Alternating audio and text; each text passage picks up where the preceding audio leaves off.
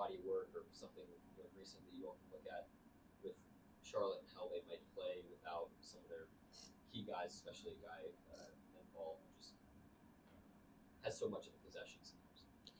Yeah, I mean, we normally do in these games when teams are a little bit off of where they normally are, we'll calibrate in the game. There's only so many different ways they can attack. There's only so many ways they can defend. And we need to be able to quickly pivot anyways. And so, every night's an opportunity to do that. We're more focused on our internal improvement right now.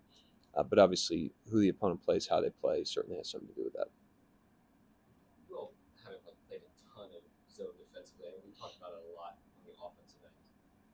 But what advantages does going to that provide you all at certain points, given the already great one-on-one defensive personnel that you have? Yeah, I mean, we've used it in key times, most recently in Boston. In the second quarter of that game, we zoned, and it was very effective for us. They made 9 threes in the first quarter, and so we didn't go in the game expecting to zone them, but we felt like they were in a pretty good rhythm in their attacks, and we felt like they were in their patterns on offense. And so we did it to disrupt that, and it was pretty effective. They still made a couple threes, but they make threes against man-to-man. So we got to have it sharp. It's just another tool for us that we've used throughout the year and that we want to have available in all situations, and we'll continue to work it in.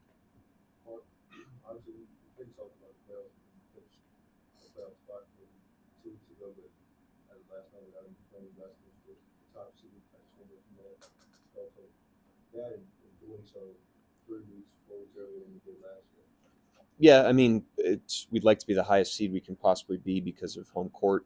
But with that said, once the series start, it's the first team to 4, and we're far away from that right now. We've got 13 more games, which is not an insignificant amount of time or games that we need to sharpen up and make sure we're continuing to improve, make sure that our players are continuing to gain a rhythm and gain confidence and position ourselves to perform well when the ball goes up in the air. But we have a great home court. We'd like to have home court advantage in any situation, so we don't take that for granted.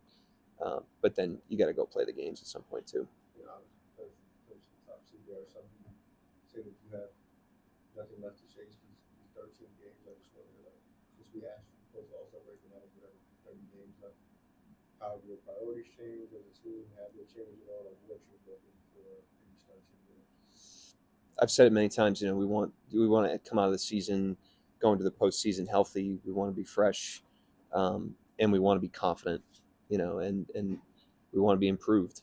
And so, going to use these games to certainly try to balance the freshness and health. But also, I mean, we got to play. We can't just coast for this amount of games.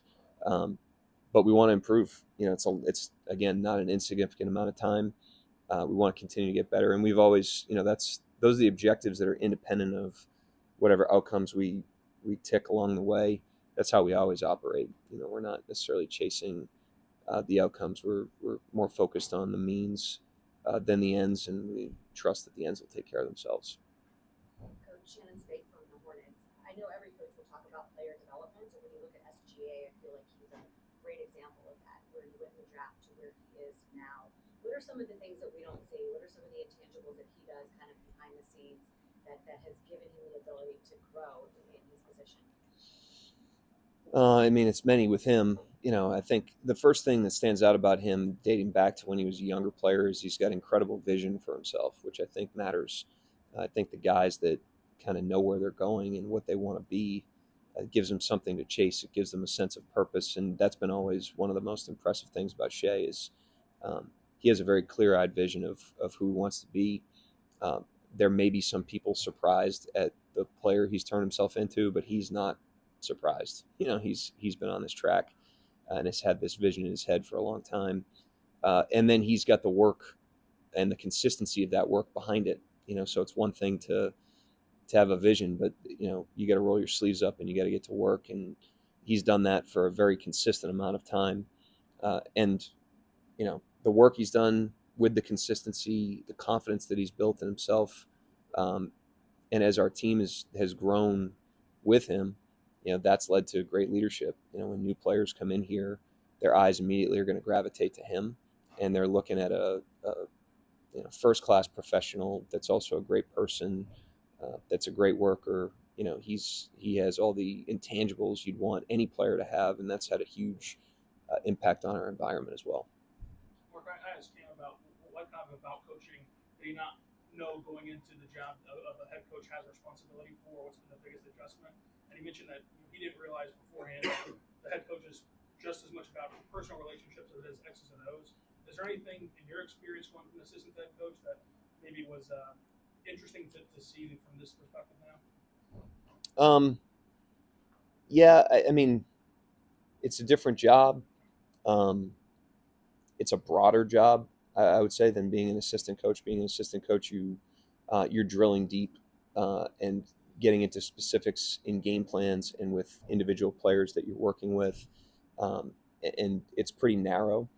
Um, and the really good assistant coaches, right, really go deep on that. We have great assistant coaches, and what makes them great is they drill deep on the details. With the players that they work with. I mean, Mike Wilkes knows Shai Gilgeous-Alexander's game inside and out at this point, and Maynor knows, Case and Wallace's game inside and out.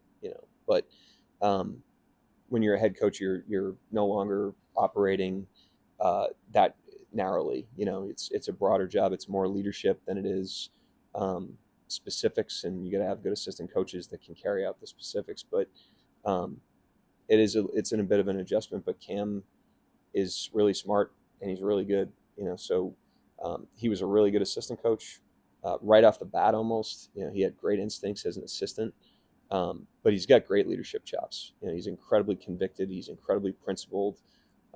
He's unbelievably emotionally consistent. He doesn't get up or down. And so he's got a very steady hand on the wheel. And, when you're coaching 50 games in the G League, that's very important. But his poise and his temperament is uncommon, and he's kind of had that from the jump. So now he's got the experience to go with it. I mean, he's a great head coach, so he should be incredibly proud of the progress he's made. Anybody else?